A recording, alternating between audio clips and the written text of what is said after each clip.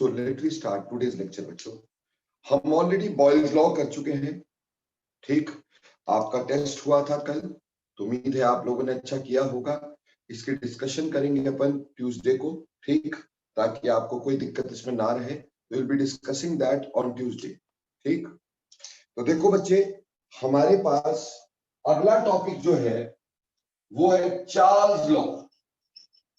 Boyle's law हम पढ़ चुके हैं, अगला टॉपिक है चार्ल्स लॉ।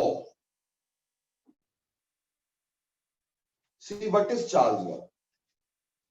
देखो बेटे, चार्ल्स लॉ कहता है फॉर एवरी 1 डिग्री राइज और fall in temperature, volume also increases और decreases by 1/273 of original volume when pressure is kept constant for a given amount of gas। मतलब अगर आपने एक गैस का कुछ अमाउंट लिया, उसका टेम्परेचर 1 डिग्री राइज किया, अगर उसका टेम्परेचर 1 डिग्री राइज होगा बेटे, तो उसका वॉल्यूम भी राइज होगा। और कितना राइज होगा? 1/273 ऑफ ओरिजिनल वॉल्यूम। जो पहले वॉल्यूम था उसका 1/273 पड़ेगा। उसी तरह से अगर टेम्परेचर में आप डिक्रीज करते हो, अगर 1 डिग्री डिक्रीज किया तो वॉल्यूम भी डिक्रीज होगा। और कितना डिक्रीज होगा? 1/273 ऑफ ओरिजिनल वॉल्यूम। यानी यहां पे डिफाइन करते हो, बोल सकते हैं for a given amount of gas, for a given amount of gas with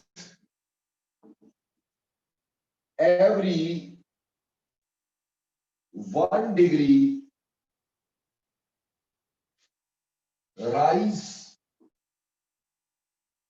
with every 1 degree rise or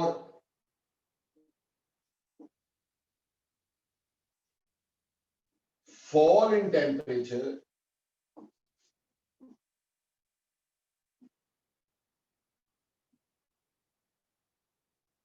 for a given amount of gas, with every 1 degree rise or fall in temperature, volume also increases or decreases by 1/273 of original volume if pressure is kept constant।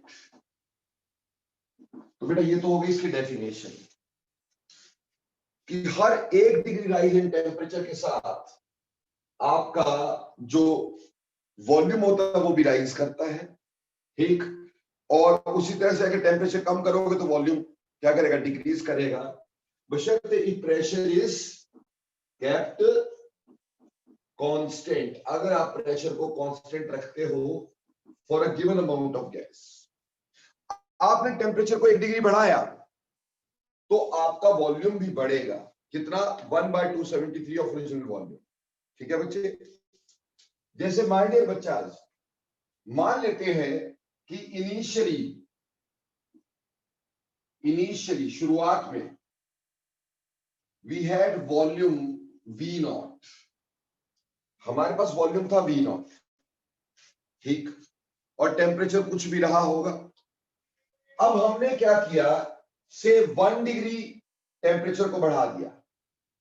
Temperature T से मैंने T+1 कर दिया जी। तो increase in volume क्या होगा? Increase in volume, increase in volume कितना होगा? मैंने कहा हर 1 डिग्री के लिए 1/273 ऑफ ओरिजिनल वॉल्यूम इंक्रीज होता है। तो इंक्रीज इन वॉल्यूम हो गया 1/273 of original volume, that is V not. ये 1 डिग्री के लिए। अगर मान लो फॉर T डिग्री होता, मैंने T डिग्री राइज किया होता टेम्परेचर में, राइज इन टेम्परेचर, बेटा अगर मैंने T degree rise in temperature किया होता तो इंक्रीज इन वॉल्यूम कितना होता, इंक्रीज इन वॉल्यूम फिर हमारे पास V naught into T by 273 होता, यानी इसको T से मल्टीप्लाई कर देते। 1 डिग्री के लिए क्या आया, V naught by 273, T degree के लिए आया इंटू T। ठीक, देयरफॉर जो फाइनल वॉल्यूम हमारे पास रहेगा, फाइनल वॉल्यूम आएगा इनिशियल वॉल्यूम यानी V naught plus that of increase in volume V naught T upon 273। ये फाइनल वॉल्यूम आ जाएगा बच्चे, आएगा ना यही। ये इंक्रीज हुआ T डिग्री के, ये इनिशियल वॉल्यूम, तो फाइनल वॉल्यूम दोनों को ऐड करके हो गया। अब यहां से कॉमन क्या निकाल सकते हो, यहां से कॉमन निकल सकता है V final is equal to V naught, common आ गया तो 1 प्लस T बाय 273 रहा। ठीक है जी, उसका मतलब V final will be equal to V naught into 273, यहां आया 273 प्लस T।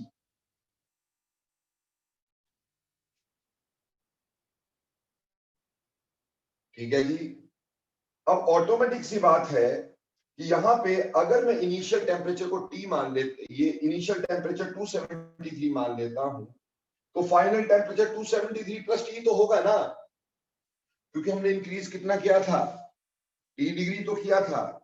अगर इनिशियली टेम्परेचर 273 है तो फाइनल टेम्परेचर 273 प्लस T ही रहेगा, क्योंकि इंक्रीज T था। तो एक तरह से देखा जाए, ये हमारे पास ये जो वैल्यू है ये T फाइनल के बराबर है, अगर हम इसको T इनिशियल मान लेते हैं। ठीक, T नॉट या T इनिशियल मान लेते हैं, तो हम इसको लिख देते हैं इसकी जगह पर। तो क्या बन गया बेटा हमारे पास, V final V naught T final upon T not. ठीक है जी, अब फाइनल फाइनल वाले एक साइड ले जाते हैं, तो हमारे पास आएगा V final divided by T final is equal to V naught divided by T naught. क्यों भाई, इसका मतलब V bye T should be equal to a constant, should be equal to a constant. ठीक, क्योंकि V bye T is equal to V bye T initial. अगर इसको हम ऐसे लिख सकते थे, this can be written as V1 by T1 is equal to V2 upon T2, which can be equal to V3 upon T3 and so and forth. इसलिए मतलब मेरे को ये समझ में आ जाता है कि V by T is a constant. So इसका मतलब कि V is equal to KT हो गया, V is equal to KT हो गया, और इसका मतलब ये भी हो गया कि हमारे पास V is directly proportional to T when pressure is kept constant for a given amount of gas. तो यहां से हम यहां तक डिराइव कर सकते हैं कि चार्ल्स लॉ का एक सिंपल वेरिफिकेशन ये हो सकता है, सिंपल डेफिनेशन ये हो सकता है कि volume is directly proportional to temperature when pressure is kept constant for a given amount of gas. Volume is directly proportional to temperature when pressure is kept constant for a given amount of gas. बोलो मेरे बच्चों, ये समझ में आया कि नहीं आया? सर वो अपने 273 को सर वो T नॉट लिखा है। हाँ जी बेटे, ओके सर। अगर ये T नॉट है तभी तो ये T फाइनल है। ठीक है बच्चा, क्लियर हो गया सभी को? कोई दिक्कत है किसी को? ओके, तो ये चार्ल्स लॉ था। तो चार्ल्स लॉ को बेटे डिफाइन करने का पहला तरीका मत भूलना कि for given amount of a gas with every 1 degree rise or fall in temperature, volume also increases or decreases by 1/273 of original volume if pressure is kept constant. ठीक, इनिशियली हमने वॉल्यूम को V नॉट माना, temperature को T माना. अब T में अगर 1 degree rise किया तो वॉल्यूम इंक्रीज कितना होगा 1/273 ऑफ V नॉट, और अगर T डिग्री राइज किया तो V नॉट इंटू T/273, क्योंकि V नॉट बाय T 273 तो किसके लिए था 1 डिग्री के लिए, T डिग्री के लिए इंटू T हो गया, इंटू T हो गया तो हमने फाइनल वॉल्यूम निकाल लिया V naught plus V naught T upon 273. यहां से V नॉट कॉमन लिया, ये आया, नहीं सॉल्व किया हाँ तो मैं 273 आज खाना नहीं खाया, मुझे टॉयलेट नहीं हुआ, अभी सीधे 11 बजे छुट्टी में जाओ खाओ. मेरे बच्चों अपना प्लीज माइक ऑफ रखा करें.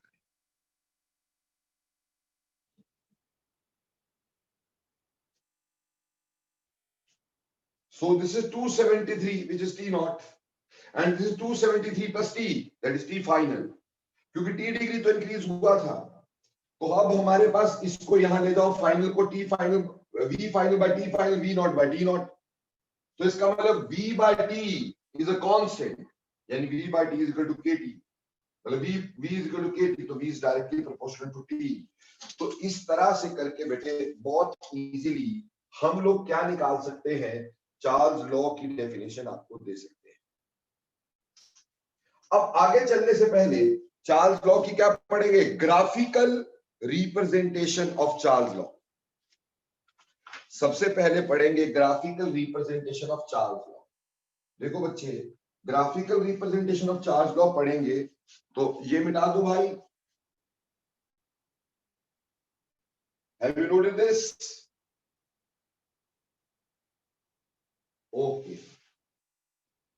So we will be discussing graphical representation of Charles law.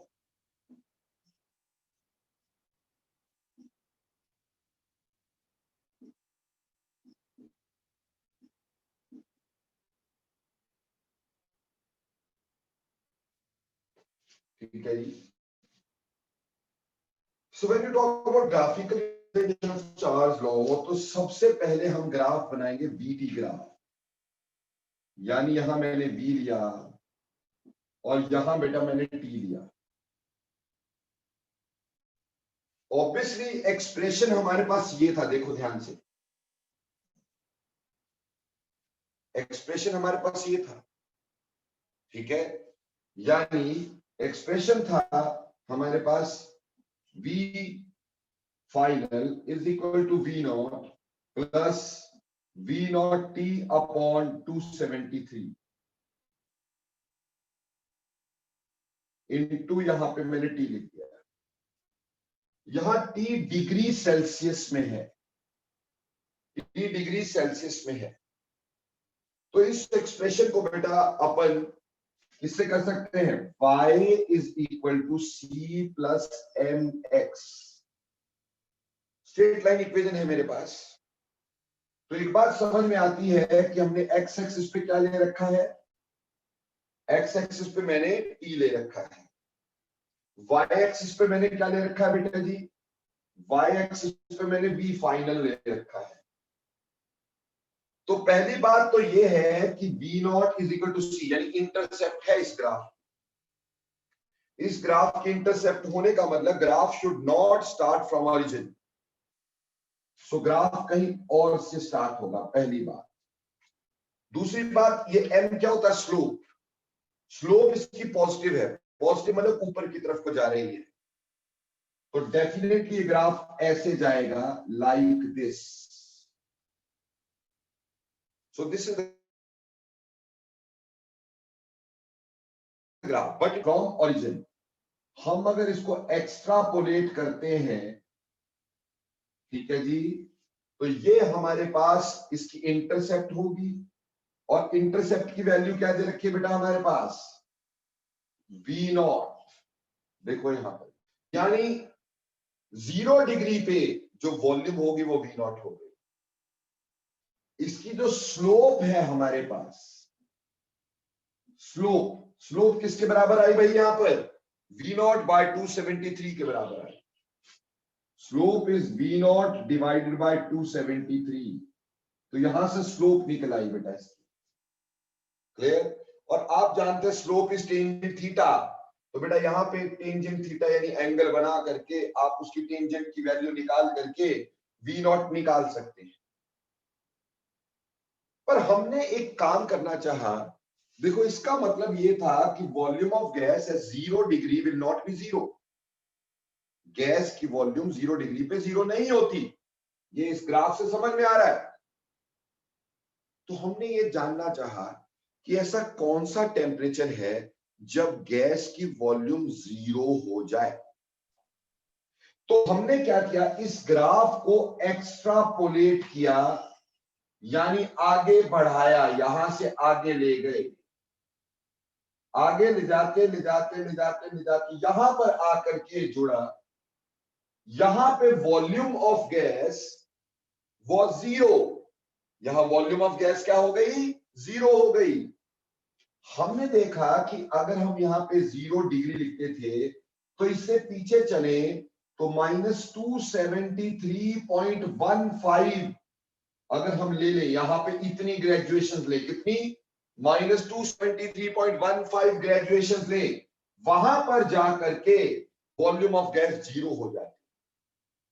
और जिस टेम्परेचर पे वॉल्यूम ऑफ गैस 0 हो जाती है इसको बोल दिया गया एब्सोल्यूट जीरो।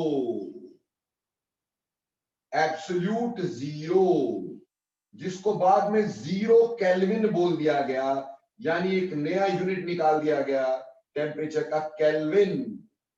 तो उसको 0 केल्विन बोला गया।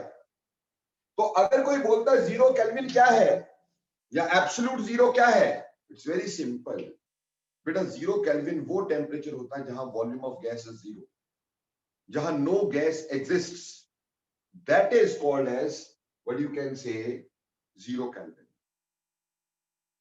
पर देखो इधर ध्यान देना, जितनी ग्रेजुएशंस आगे चल रही थी, जितना डिस्टेंस इसमें आगे आगे चल रहा था, उतना ही पीछे पीछे किया। तो यानी बेसिकली देखा जाए 1 केल्विन 1 डिग्री के बराबर होता है। अगर हम देखें 1 केल्विन 1 डिग्री के बराबर, लेकिन 0 केल्विन तक पहुंचने के लिए हमें -273.5 डिग्री पीछे ले जाना पड़ता है। इस वजह से हमें पता चल गया कि अगर मेरे को कभी भी केल्विन कन्वर्ट करना होगा तो डिग्री सेल्सियस में 273.15 को प्लस करना होगा। ठीक बेटा, मैंने पहले भी एक बार बताया था, दोबारा बता रहा हूं कि अगर हमारे पास केल्विन की बात करें, केल्विन में डिग्री सेल्सियस प्लस 273.15 होता है। ठीक, जैसे बेटा देखो, अगर टेम्परेचर आपका से बोल दिया कि 1 डिग्री है, 1 डिग्री है तो केल्विन में कितना हुआ? 274 प्लस कर दो, क्या आ जाएगा? 274.15 केल्विन। मान लो ये 10 डिग्री होता तो 273 प्लस करते आता 283.15। मान लो ये आपके पास रादर 25 डिग्री है या 20 डिग्री है मान लो, तो यहां 273 प्लस करते प्लस हमारे पास, ठीक, यहां पे भी कितना आता? 293.15। अब आप ध्यान देना बेटा, यहां increase in temperature in degree Celsius कितना हुआ? 10 डिग्री। और increase in temperature in kelvin कितना हुआ? 10 केल्विन। समझ रहे हैं मेरी बात? कि अगर इंक्रीज 10 डिग्री हुआ तो केल्विन में इंक्रीज 10 केल्विन हुआ, क्योंकि स्केल तो बराबर ही है, स्केल तो सेम ही था, सिर्फ यहां पे 0 आ गया था, उसके पीछे हमने माइनस में लिखना शुरू कर दिया और उसको केल्विन बाद में बुलाना शुरू कर दिया, एब्सोल्यूट स्केल बताना शुरू कर दिया। तो कहने का मतलब यहां मैं ये बताना चाहता हूं कि अगर कभी डिग्री सेल्सियस को केल्विन में कन्वर्ट करना होता है तो उसमें 273.15 प्लस करते हैं, लेकिन rise and fall in temperature in degree Celsius और केल्विन इज सेम। मतलब अगर आपसे कोई पूछता है 10 डिग्री टेम्परेचर तो बोलना 283.15 केल्विन, पर बोले 10 डिग्री राइज इन टेम्परेचर तो 10 केल्विन राइज इन टेम्परेचर। यानी जब राइज और फॉल की बात होती है तो वो तो सेम है, क्योंकि स्केल तो सेम ही चल रहा है। जितना हम आगे लगाए थे उतना ही पीछे लगा रहे हैं, स्केल तो सेम ही चल रहा है। पर यह कि 0 डिग्री तक पहुंचने के लिए -273.15 यानी 273.15 केल्विन चल के आना पड़ेगा, और उसके बाद 0 शुरू होगा। बात समझ रहे हैं? यानी टेम्परेचर का चेंज एक अलग बात और टेम्परेचर एक अलग बात।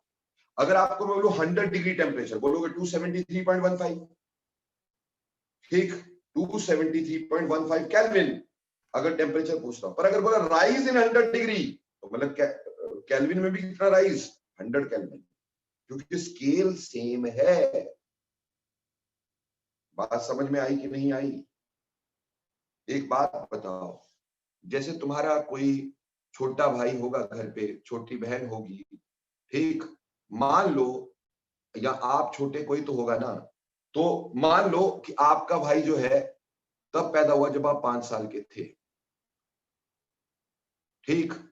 तो एक बात बताओ, जब आप पैदा हुए तो आपके भाई की उम्र कितनी थी? -5 साल, माइनस में चले गए ना, -5। अब जब आपका भाई पैदा हुआ उसके बाद अब हर साल 1 साल वो बढ़ता है, 1 साल तुम बढ़ते हो, तो राइज इन द एज क्या है, सेम है कि नहीं? ऐसा तो नहीं है कि भैया वो 1 साल बढ़ता है तुम 1 + 5 बढ़ते हो, ऐसा तो नहीं है। फर्क 5 का था, पर वो भी 1 साल बढ़ता है, तुम भी 1 साल बढ़ते हो, ठीक। लेकिन जब आपकी एज निकालनी होगी तो उसकी एज में 5+ करना होगा, तो आपकी एज आ जाएगी, क्योंकि एज तो सेम ही है ना हमारे पास। उसी तरह से ये जो हमारी ग्रेजुएशन है वो तो सेम ही है, ठीक। फर्क सिर्फ इतना है कि शुरुआत ही 0 डिग्री की तब होती है जब तक 273.15 केल्विन आ चुकता है। उसके बाद 1 डिग्री बढ़ा, 1 केल्विन बढ़ा, 1 डिग्री बढ़ा, 1 केल्विन बढ़ा। बट अगर डिग्री को केल्विन में कन्वर्ट करना होगा तो इतना तो प्लस करना पड़ेगा ना। तो याद रखना, rise and fall in temperature is always equal to each other in kelvin and centigrade, ठीक है जी। तो ये पहला ग्राफ था हमारे पास, इसमें मैंने क्या किया, मैंने T डिग्री सेल्सियस लिया था बेटा। तो सेल्सियस का ग्राफ कभी भी ओरिजिन से शुरू नहीं हुआ बेटे। क्यों नहीं हुआ? बहुत सिंपल बात थी बेटा, क्योंकि 0 डिग्री सेल्सियस पे गैस की वॉल्यूम 0 नहीं होती। पर बेटा इसी ग्राफ को मैं दोहराना चाहता हूं, लेकिन अब मैं यहां पे जो T टेम्परेचर ले रहा हूं वो केल्विन में ले रहा हूं। Now T is taken in kelvins, यानी एब्सोल्यूट स्केल में। तो अब फॉर्मूला कौन सा लगेगा? अब लगेगा formula V = KT, V/T is a constant. अब देखो भाई, लगाओ अपनी इक्वेशन, लगती है कि नहीं? यहां पे आया Y = mx + c। तो भैया देखो, y एक्सिस पे आपने क्या लिया है? y एक्सिस पे आपने v ले लिया, ठीक है जी। x एक्सिस पे आपने क्या लिया? t लिया। बेटा इंटरसेप्ट आई क्या? नहीं आई। तो केल्विन का ग्राफ ओरिजिन से शुरू होगा, इंटरसेप्ट नहीं है तो केल्विन का ग्राफ ओरिजिन से शुरू होगा। दूसरी बात, इसकी स्लोप किसके बराबर होगी? k के बराबर। This graph start from this, so slope here will be equal to k constant। दोनों ग्राफ्स में फर्क देखिएगा। अगर आप डिग्री सेल्सियस का ग्राफ शुरू करते हो तो बेटे डिग्री सेल्सियस में ये ऊपर से शुरू होगा, ये कभी भी ओरिजिन से शुरू नहीं होगा। और केल्विन में ये कभी भी ऊपर से नहीं, हमेशा ओरिजिन से शुरू होगा।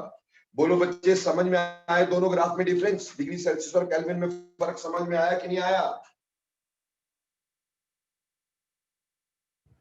अब आपको क्वेश्चन इस पे ये दे दिया गया कि ये मेरे पास एक ग्राफ है, ठीक है जी, और ये बोल दिया गया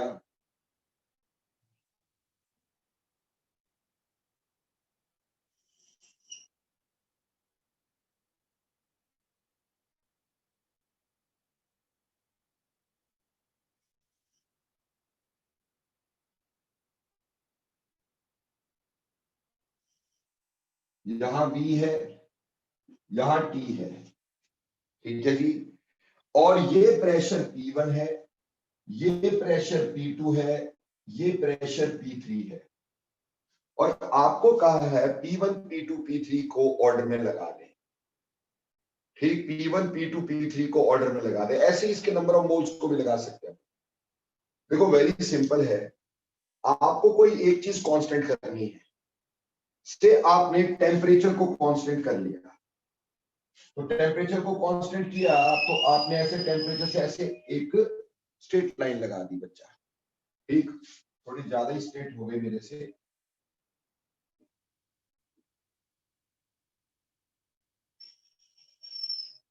ऐसे एक स्ट्रेट लाइन लगा दी, ठीक है जी। अब टेम्परेचर कांस्टेंट है, इसके कॉरेस्पॉन्डिंगली अगर मैं यहां B देखूंगा तो इसको लिख दूंगा B3, क्योंकि ये P3 के कॉरेस्पॉन्डिंगली है। इसके कॉरेस्पॉन्डिंगली अगर मैं वॉल्यूम देखूंगा ये V2 है, क्यों, ये कॉरेस्पॉन्डिंग टू P2 है।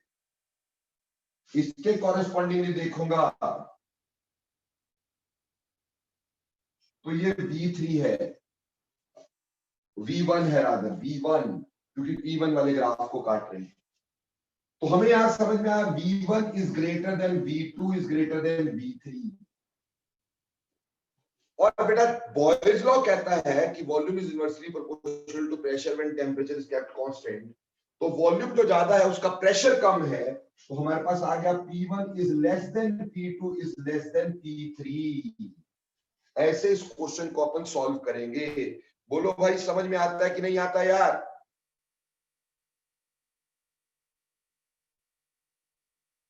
ठीक, इसी तरह से बच्चे सिमिलरली आप ये ग्राफ ना लेकर के दूसरे वाला ग्राफ ले लें, बीटी ग्राफ, जिसमें टी केल्विन में हो।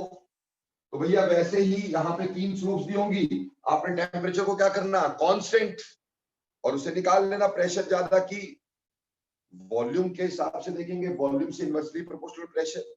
तो ये समझ में आ जाता होगा। अगला ग्राफ हमारे पास आता है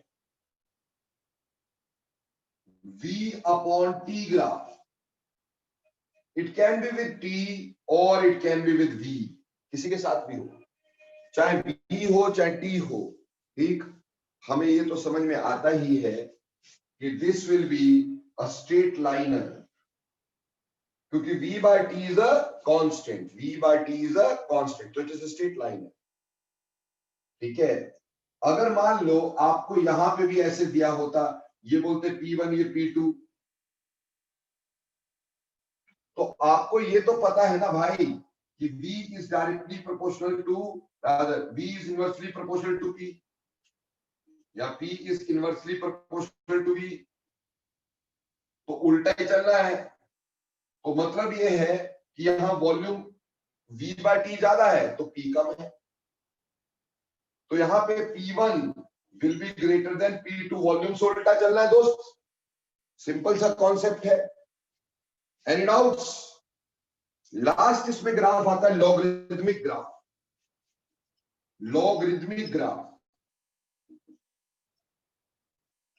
लॉगरिथमिक ग्राफ। देखो भाई लॉगरिथमिक ग्राफ बनाने के लिए अपन ने यहां पे लिया लॉग ऑफ V, यहां लॉग ऑफ T, ठीक। तो आपको ये तो पता ही है कि V is equal to KT, तो taking log both side, log of V is equal to log of K plus log of T, क्यों जी? तो एक बात क्लियर है कि यहां पे y is equal to c plus m x. तो अगेन से आपने x एक्सिस पे क्या लिया है, x एक्सिस पे log ऑफ t लिया है, y एक्सिस पे क्या लिया है, y एक्सिस पे log ऑफ b लिया है। तो m जो है वो क्या है, स्लोप है, m क्या है, स्लोप है, और c इंटरसेप्ट है, यानी ये ग्राफ ओरिजिन से शुरू नहीं होगा, it will again be having intercept, पर स्लोप जो है हमारे पास